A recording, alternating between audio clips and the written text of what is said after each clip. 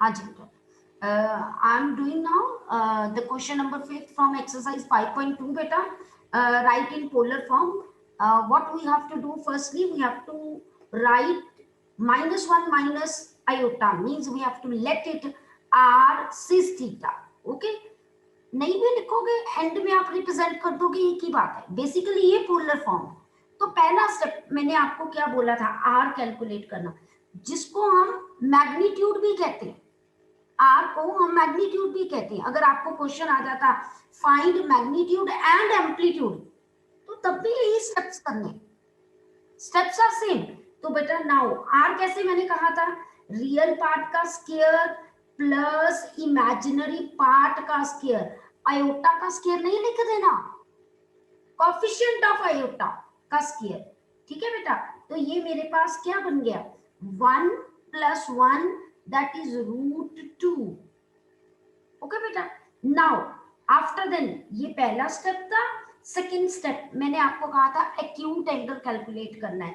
तो tan alpha calculate करना है, वो होता है coefficient of iota over coefficient of या रियल पार्ट, आप सीधा भी कह सकते हो. तो मॉड ऑफ मेरे पास -1 by -1, आंसर इज 1. अब कितना आएगा मेरे पास, देयरफॉर अल्फा इज π/4, क्योंकि tan कौन से एंगल पे वैल्यू 1 होती है, 45 पे, और 45 को हम कैसे लिखते हैं, π/4 से. ओके बेटा, अब थर्ड स्टेप क्या होता था, हमने चेक करना ये कौन से क्वाड्रेंट में लाई करता है ना. उसके लिए देखिए, एक्स भी नेगेटिव वाई भी नेगेटिव, एक्स भी नेगेटिव वाई भी नेगेटिव. कल मैंने आप लोगों को ये क्वाड्रेंट्स बताए थे बेटा कि अगर जो है थीटा फर्स्ट क्वाड्रेंट में लाई करता है या कॉम्प्लेक्स नंबर फर्स्ट में लाई करता है तो theta is equal to alpha होता है. लेकिन अगर फोर्थ में करता है ना, तो इसकी रिफ्लेक्शन, रिफ्लेक्शन मतलब नेगेटिव से चेंज हो जाना चाहिए. ऐसे लर्न कर सकते हो. यहाँ थीटा पाई माइनस अल्फा होता है, और यहाँ अगर मैं रिफ्लेक्शन से करूं तो -pi plus alpha. yesterday I have told you this thing, है ना. अब क्लियर कट मैंने ये देखा कि मेरे पास बेटा x भी नेगेटिव है, y भी नेगेटिव है, x भी नेगेटिव y भी नेगेटिव. दैट मीन्स कि theta lies in third quadrant. पता चल गया कैसे, सबको क्लियर है, how we come to know कि it lies in third quadrant. Therefore theta मेरे पास क्या हो गया, देखिए आपके सामने लिखा हुआ है -पाई प्लस अल्फा. ओके, तो अब बेटा -पाई प्लस अल्फा मेरे पास कितना है, π/4. तो आंसर कितना आया मेरे पास, let me show you properly, just wait. हाँ जी बेटा, तो दिस इज -3π/4.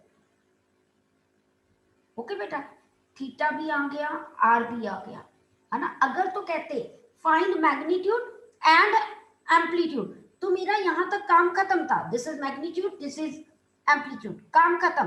बट उन्होंने कहा राइट इन पोलर फॉर्म, तो पोलर फॉर्म के लिए देयरफॉर पोलर फॉर्म, ये फोर्थ स्टेप मान लीजिए. पोलर फॉर्म क्या होगी आपकी, दैट इज आर. आर कितना कैलकुलेट किया था, √2 साइन, चाहे आप सिज थीटा लिख दीजिए, सिज theta, theta is -3π/4. Okay, yes Aryan, yes बेटा. मैम मैंने पूछना था कि जैसा हमने यहाँ पे रेडियंस में मतलब सारी कैलकुलेशन की है, तो ऐसा नहीं कर सकते कि पहले उसको डिग्रीज में कैलकुलेट करके बाद में रेडियंस में कन्वर्ट कर लें? बेटा प्रॉब्लम कोई नहीं है, आप अगर 45 लिख दोगे, क्योंकि मैंने आगे भी कहा कि हमारे पास जो स्टैंडर्ड यूनिट अब बन जाता है, इंटरनेशनली एक्सेप्टेड यूनिट जो है वो रेडियंस है.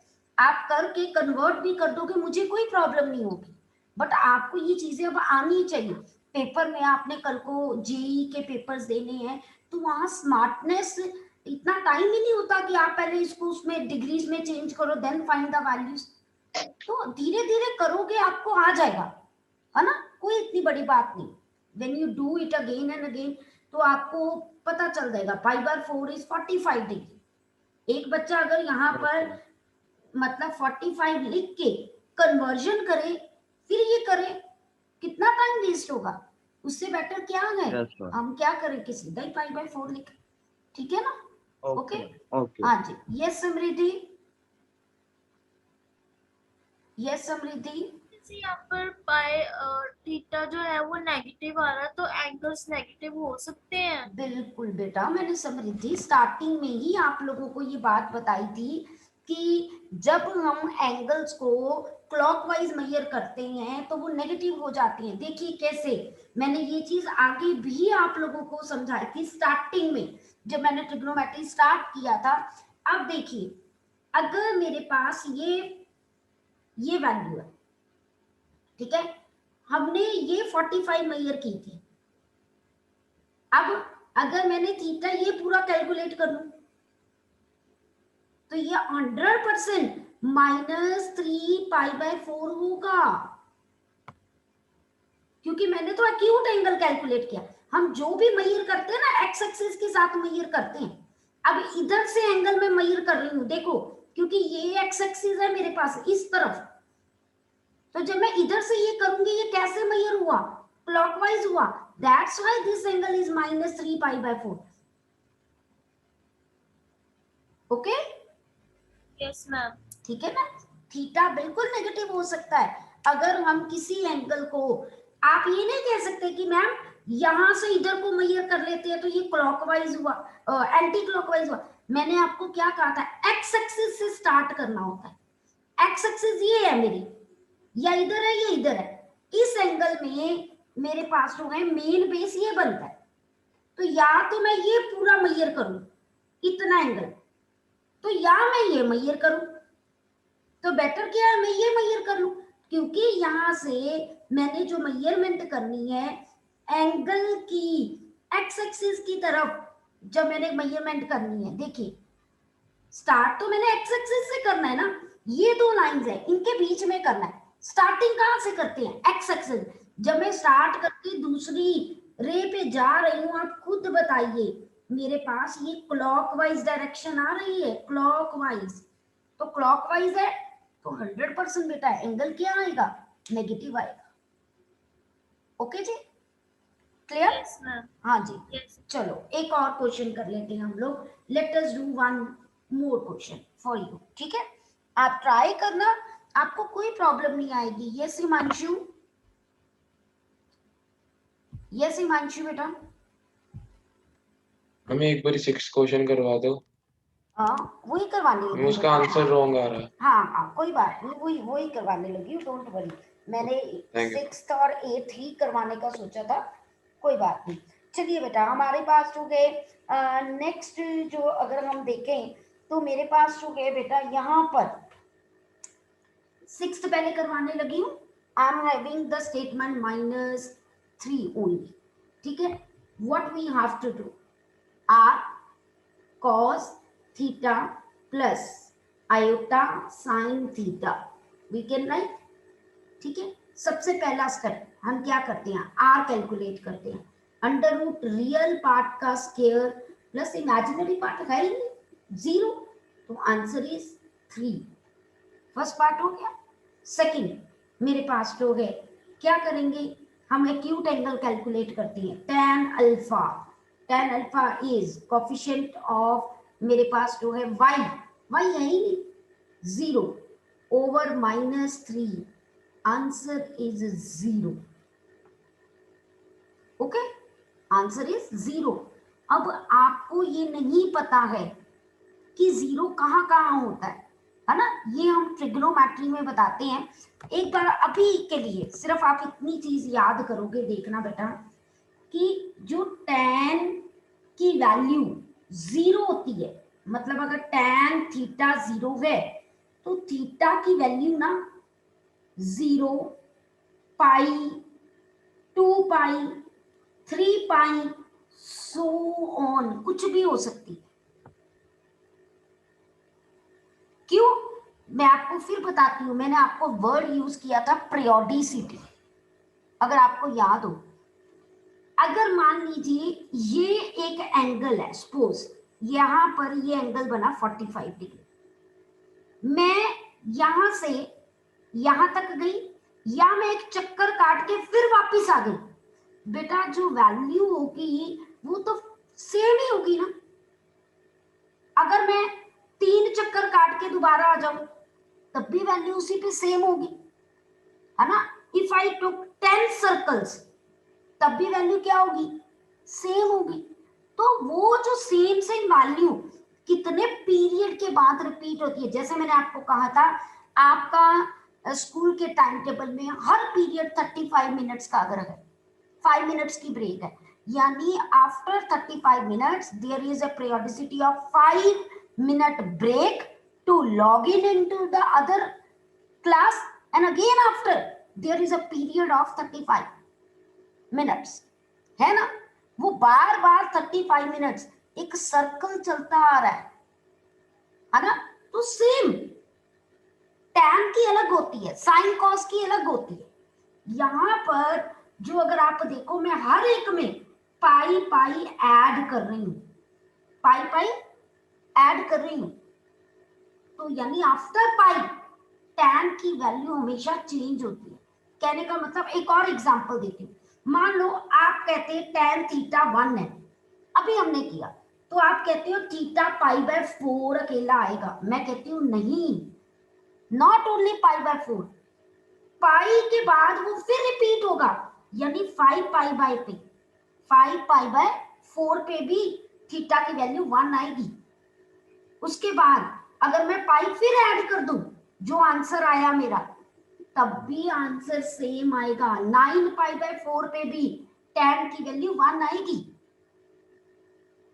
ओके, ये बात समझ आई सबको, कोई डाउट यहां पर? Means there is a cyclic, मेरे पास जो है एक पीरियोडिसिटी होती है जिसके बाद वैल्यू रिपीट होती है। अच्छा मैं आपको एक और एग्जांपल देती हूँ रियल लाइफ से, बहुत इजी है।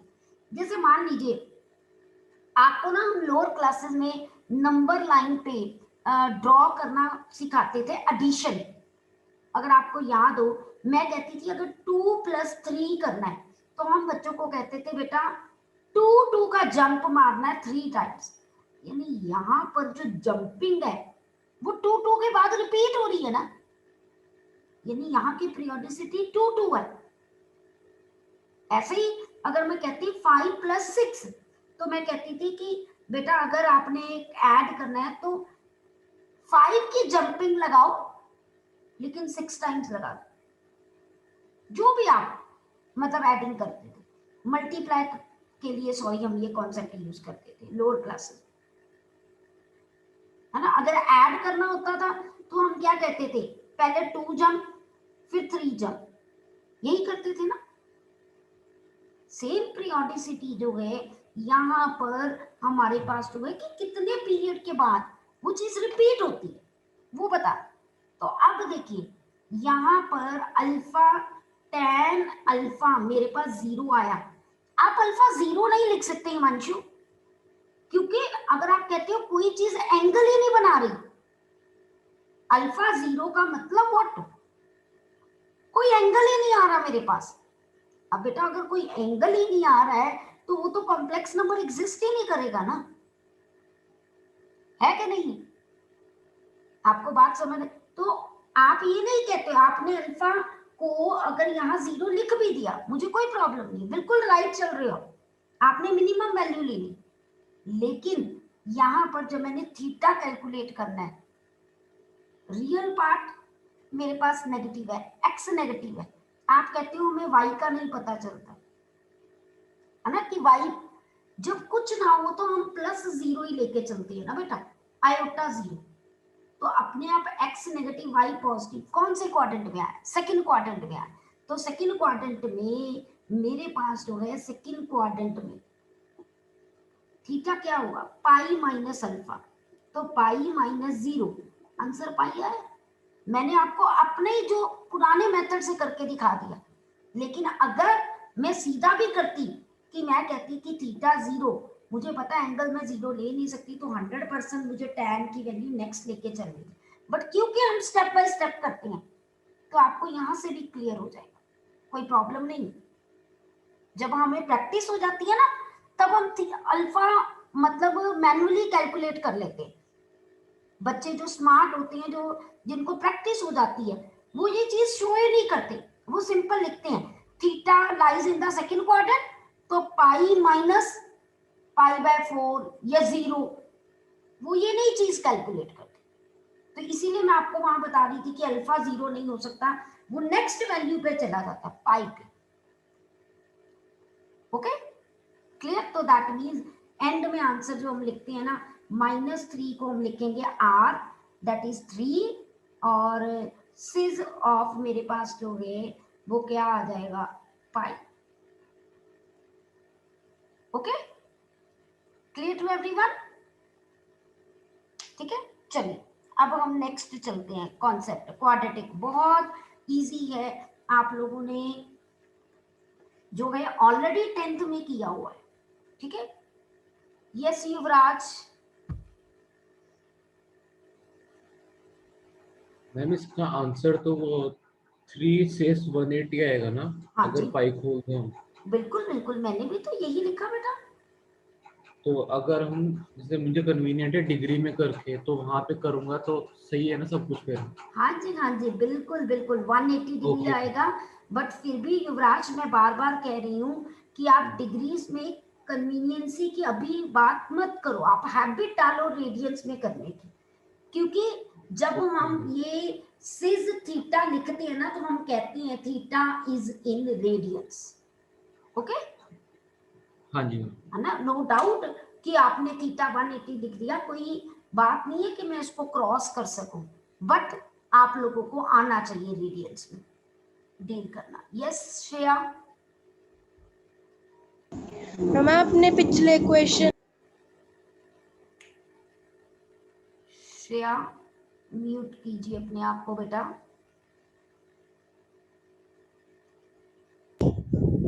मैम आपने पिछले क्वेश्चन में -3 इक्वल्स टू 3 साइन सिज सिज लिखवाते वो रेडियन लिखवाया है, तो -3 कैसे आया? बेटा -3 को तो एक्सप्रेस करना था ना पोलर फॉर्म में, ये तो स्टेटमेंट थी कि इसको रिप्रेजेंट करो, और मैंने स्टार्टिंग में लेट किया था श्रेया कि -3 Yes. इज r सिज थीटा, और r की वैल्यू मैंने 3 निकाली, सिज एज इट इज, और थीटा की वैल्यू मैंने पाई निकाली, सो ये इसके इक्वल आ गया। Okay ma'am. ओके ठीक है, चलिए हाँ जी नेक्स्ट बेटा क्वेश्चन जो गए मेरे पास, how to solve quadratic equations.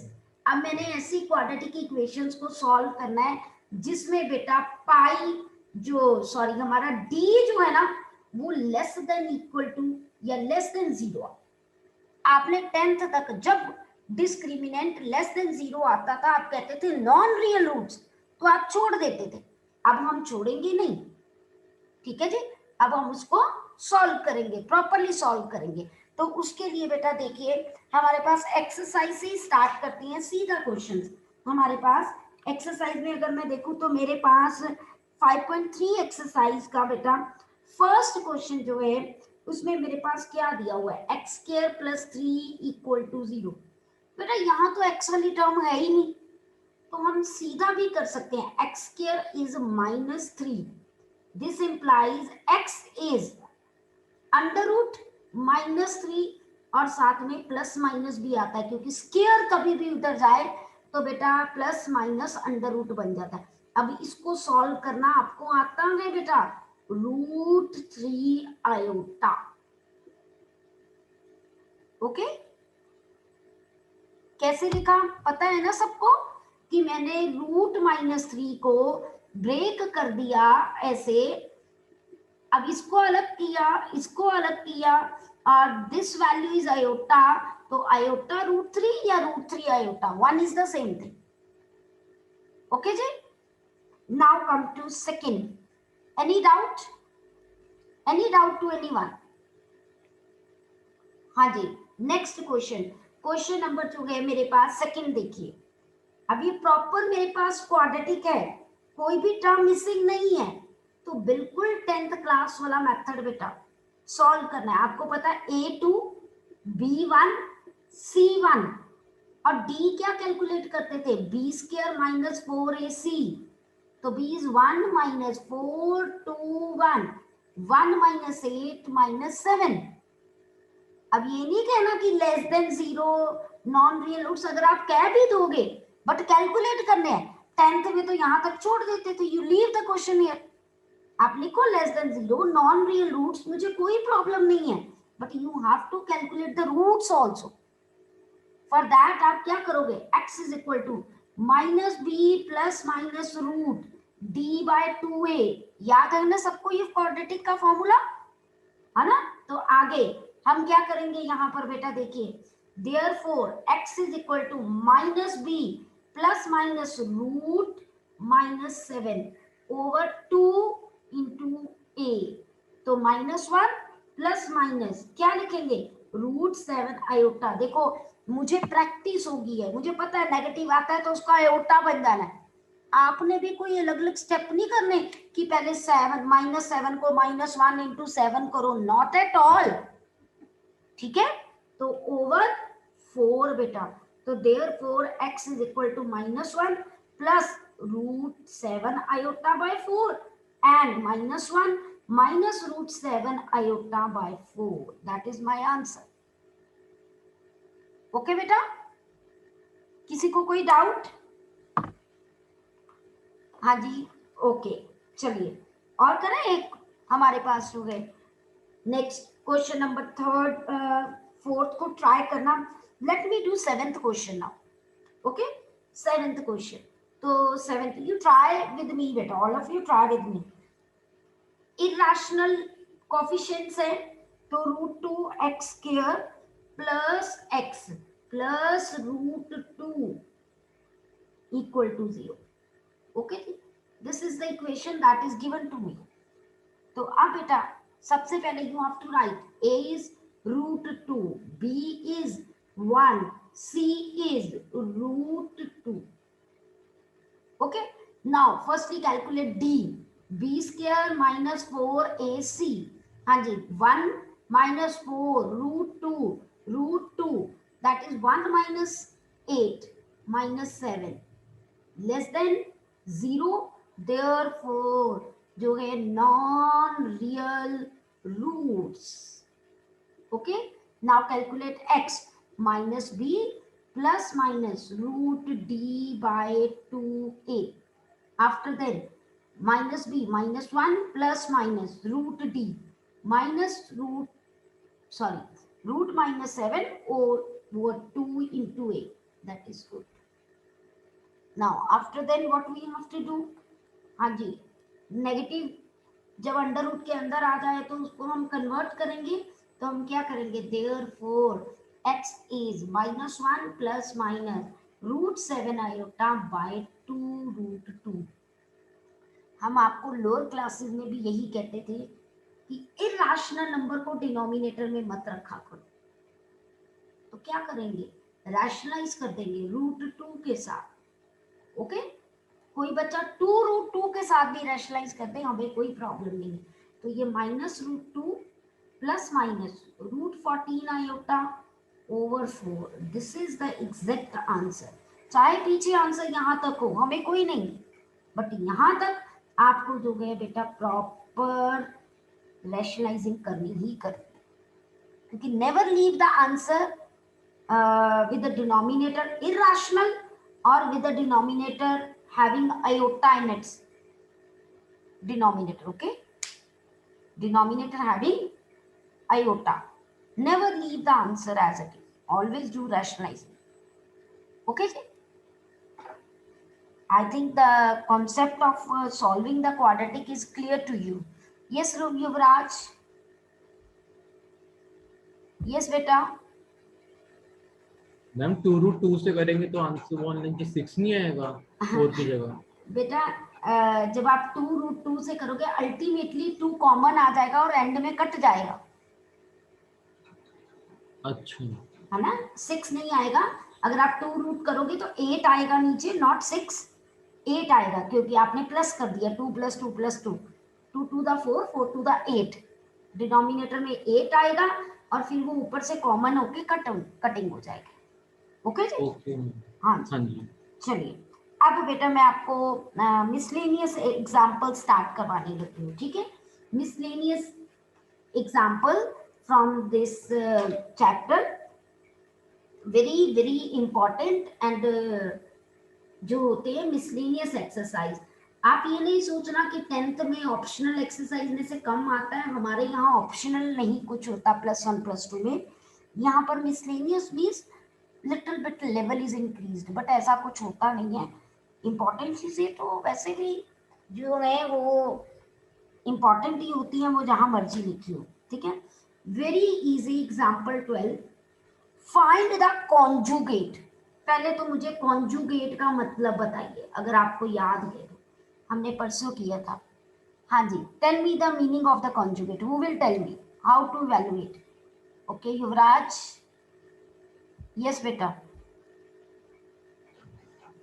Ma'am iota की पावर हम माइनस लगा देते हैं, x माइनस आयोटा y कर देते हाँ, हैं। पावर में जैसे नहीं हाँ, बोलना, पावर नहीं बोलना, आपको पावर में कहना वो है फॉर्मूला। हाँ, replace iota bye minus iota, बस सिंपल सी बात है ना। अगर आयोटा की जगह पे माइनस आयोटा लगा दें तो वो कॉन्जुगेट बन जाता है। एक मेथड ये है, दूसरा मेथड ये है, आप बोल सकते हो कि ma'am if z is x plus iota y। I know Yuvraj को आता था, उसने एक्सप्लेन भी प्रॉपरली किया ना, बट जो है z कॉन्जुगेट आप कहोगे x माइनस आयोटा y होगा, बस, ठीक है जी। चलिए, अब उसने कहा फाइंड द कॉन्जुगेट ऑफ कौन सा number, 3 minus 2 iota, 2 plus 3 iota over मेरे पास तो है 1 plus 2 iota and 2 minus iota. इसका कॉन्जुगेट कैलकुलेट कर बेटा। कॉन्जुगेट कैलकुलेट करने के लिए पहले इसको सिंप्लीफाई तो कर लीजिए। जब ये स्टैंडर्ड कॉम्प्लेक्स नंबर में आ जाएगा, मतलब x प्लस आयोटा y की फॉर्म में आ जाएगा, तभी हम करेंगे। आप पहले भी अगर कॉन्जुगेट कर दो तो अलग अलग भी कर दो, अल्टीमेटली बाद में कॉम्प्लेक्स नंबर को स्टैंडर्ड फॉर्म में लिखना पड़ता है, तो बेटर है पहले सॉल्व कर लेते हैं, है ना। पहले सॉल्व करने में क्या करेंगे, ब्रैकेट्स ओपन करेंगे, तो ये हो गया 6 9 आयोटा माइनस 4 आयोटा प्लस 6, अब 1 को दोनों के साथ, फिर 2 आयोटा को दोनों के साथ मेरे पास तो है, दैट इज 4 आयोटा प्लस 2। अब इतनी प्रैक्टिस हो जानी चाहिए कि मैम ने 6 और ये 2 कैसे लिखा, 3 to the 6 minus 6 iota square, iota square minus 1 होता है, तो माइनस माइनस प्लस हो गया, सेम है। ओके जी।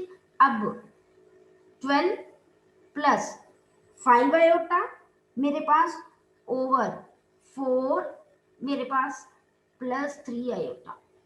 क्या कर दें, रैशनलाइज कर दें दोबारा, ठीक है ना। रैशनलाइज करना बहुत जरूरी है, मैंने आपको क्लियर कट कहा, हम डिनोमिनेटर में आयोटा नहीं छोड़ सकते, तो जब हम रैशनलाइज कर रहे हैं तो यू विल गेट दिस। अब आगे क्या आएगा मेरे पास जब रैशनलाइज करेंगे, तो बेटा 4 मेरे पास जो है 12, अगर हम देखें तो मेरे पास 4 12 48, then minus 36 iota plus 20 iota और प्लस 50 ओवर, ठीक है। आप सीधा भी कर सकते हो, यहाँ सेम है ना, a plus B A minus B, चाहे ब्रैकेट खोल के कर लो चाहे सीधा कर लो, कोई प्रॉब्लम नहीं है, आंसर तो सेम ही आना, ठीक है। अब ये 48 प्लस 15 कितना हो गया 63, और ये माइनस 16 और ये कितना हो गया 25, तो दोनों के साथ सेपरेट कर दे। अब now this is an complex number, मैं z से डिनोट करती हूँ, तो देयरफॉर अब मुझे z कॉन्जुगेट कैलकुलेट करना है, तो मैं क्या करूंगी, सिर्फ जहां पर आयोटा के आगे जो साइन है उसको चेंज कर दो, बस ये मेरा क्या आ गया, कॉन्जुगेट आ गया, नथिंग एल्स। ओके बेटा, क्लियर टू एवरीवन, कोई प्रॉब्लम तो नहीं, बहुत सिंपल सा क्वेश्चन था, ठीक है। अब चलें नेक्स्ट क्वेश्चन पे। आपको कहा गया एग्जाम्पल 2 सॉरी एग्जाम्पल 13, तो वहां पर क्या कहा गया कि find the modulus and conjugate, बिल्कुल वैसे ही करना है, find the modulus and conjugate में पहले उसको स्टैंडर्ड फॉर्म में लिखना है, उसके बिना हमारा नहीं चल पाएगा। ओके, तो फॉर दैट देखिए मैं एग्जांपल 13 का आपको फर्स्ट पार्ट सिर्फ करवाऊंगी, second part you have to do yourself. सबसे पहला काम क्या है, इसको स्टैंडर्ड फॉर्म में लिखना, तभी तो हम स्टार्टिंग में स्टैंडर्ड फॉर्म करवाते हैं। स्टैंडर्ड फॉर्म लिखेंगे तो तभी कंपेयर करेंगे। तो मेरे पास 1 प्लस आयोटा 1 प्लस आयोटा, तो क्या आ जाएगा ए स्क्वायर प्लस बी स्क्वायर। जब मैंने प्लस बी स्क्वायर किया आयोटा स्क्वायर मुझे पता -1 होगा, 2ab ओवर 1 प्लस 1। ओके बेटा, तो अब मेरे पास यहाँ पर क्या बन गया, ये 1 1 कैंसिल, 2 आयोटा बाई 2, तो ये क्या बन गया आयोटा। आयोटा को कैसे लिख सकती हूँ, 0 प्लस 1 आयोटा, ये कॉम्प्लेक्स नंबर बन गया मेरा। अब इसको मैंने क्या कैलकुलेट करना, मॉडुलस एंड आर्गुमेंट, वो ये पोलर फॉर्म वाला ना मेथड। तो सबसे पहले क्या करेंगे, आर रियल पार्ट का स्क्वायर प्लस इमेजिनरी पार्ट का स्क्वायर 1 आया। अब अल्फा कैलकुलेट करना है, मैंने बुक वाला कंपैरिजन वाला करने की जरूरत नहीं है, आप यही करो। Alpha is tan alpha is मेरे पास हो गए coefficient of y over x। अब कितना आया, नॉट डिफाइंड, तो नॉट डिफाइंड में क्या होता है, π/2 होता है, 90 होता है ना। अब मैंने चेक करना है कौन से क्वाड्रेंट में लाई कर रहा है, x भी पॉजिटिव y भी positive, theta lies in first quadrant. ठीक है, देयरफॉर थीटा क्या हो जाएगा, अल्फा के इक्वल, दैट इज π/2। हमने क्या निकालना था, modulus and argument. Therefore modulus जो है that is 1 and argument that is theta that is π/2। यहाँ पोलर फॉर्म में लिखने को कहा ही नहीं, तो r cis theta, no need to write it. Okay बेटा, क्लियर टू एवरीवन, कोई डाउट किसी को, anything you want to ask. Okay जी, हाँ जी श्रेया, यस बेटा, यस बेटा। मैम जो आपने r इक्वल्स टू √0 का स्क्वायर प्लस 1 का स्क्वायर इक्वल्स टू 1 लिखा है, वो कैसे आया। श्रेया बेटा, 0 का स्क्वायर 0 होता है और Yes. 1 का स्क्वायर 1 हुआ, और 0 प्लस 1 1 हुआ, और √1 इज 1, ओके है ना। कैलकुलेशन से की, मैंने कुछ भी नहीं किया, है ना। ओके हाँ चलिए, अब मैं एग्जाम्पल नंबर 14, ऐसी टाइप बहुत इंपॉर्टेंट, जितने क्वेश्चंस आगे कॉन्जुगेट्स वाले हैं ना सारे इसी पर बेस्ड आएंगे, जरा ध्यान से देखना बेटा। Okay, very very important. Example 14 देखिए, यहाँ पर उन्होंने कहा x प्लस आयोटा y जो है a plus iota b over a minus iota b है। Prove that x square plus y square is equals to 1। अब बेटा ध्यान से क्वेश्चन समझना, जब भी मेरे पास जो है कभी रियल पार्ट का स्क्वायर और इमेजिनरी पार्ट का स्क्वायर आए ना प्रूफ करने में या फाइंड करने में, तो जो आपको इक्वेशन दी होती है ना आप उसको कीजिए taking modulus on both side of equation 1। आपने लिया, लेट मी शो। ठीक है, तो अब आपने मॉडुलस लेना है, यानी x प्लस आयोटा y, इधर भी मॉडुलस इकट्ठा ही आएगा पहले तो। अब अगर आपको याद हो, जब मैंने मॉडुलस करवाया था मैंने आपको कहा था अगर मॉडुलस z1 ओवर z2 है ना बेटा, तो उसको मैं मॉडुलस z1 मॉडुलस z2 लिख सकती हूँ। We have done this property, ये वाली प्रॉपर्टी, है ना। तो अब क्या करेंगे फिर हम लोग, यहाँ पर देखते हैं बेटा, मॉडुलस इसका निकालना है, कैसे कैलकुलेट करेंगे? Under root real part square imaginary part square. Modulus ऐसे ही कैलकुलेट करती है ना, रियल पार्ट का स्क्वायर प्लस इमेजिनरी पार्ट का स्क्वायर। अब यहां पर मैंने ये प्रॉपर्टी लगाई, इसको अलग अलग कर दिया,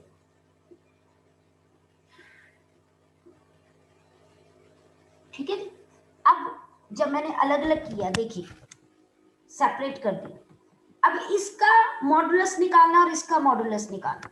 जब मैं इसका मॉडुलस कैलकुलेट कर रही हूँ बेटा, तो मेरे पास क्या आएगा? Under root a square plus b square. Okay, फिर नीचे वाले का भी under root a square plus minus b square. तो ये क्या बन गया? A square plus b square under root a square plus b square. ये कैंसल हो गया, आंसर इज 1। यही मैंने जो है देखिए स्क्वेयरिंग ऑन बोथ साइड की और X square plus Y square equals to 1 आ गया। Okay, clear? हम कल रिपीट कर लेंगे, ठीक है।